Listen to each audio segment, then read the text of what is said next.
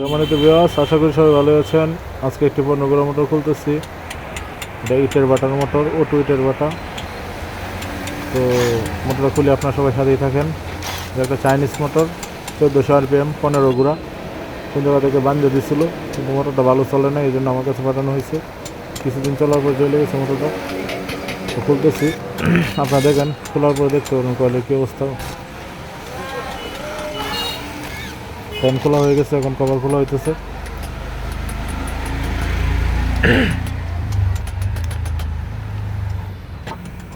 এই দেখেন কয়েলের অবস্থা একদম পুরো ছারকার হয়ে গেছে। ওয়ারিংগুলো ভালোই আছে, কিন্তু কয়েলগুলো পুড়ে গেছে। নতুন করে আবার কয়েল বাঁধতে হবে, হিসাবগুলো দেখতে হবে ঠিকঠাক আছে কিনা।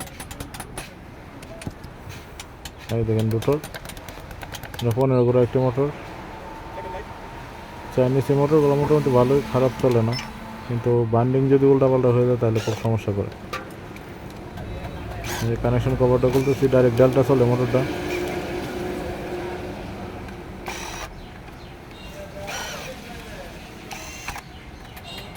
যেভাবে পুষছে একদম সব কিছু কালো হয়ে গেছে পুরো।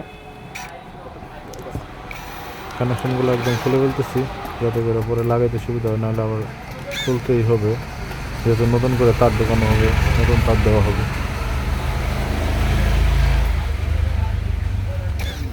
যাই হোক, খোলা শেষ হইতে থাক। আপনারা সবাই ভালো থাকবেন, যারা এতক্ষণ কষ্ট করে আমার ভিডিওটা দেখলেন। আর আমার পেজটাকে ফলো করে দেবেন, লাইক কমেন্ট শেয়ার করবেন। ধন্যবাদ এতক্ষণ কষ্ট করে ভিডিওটা দেখার জন্য।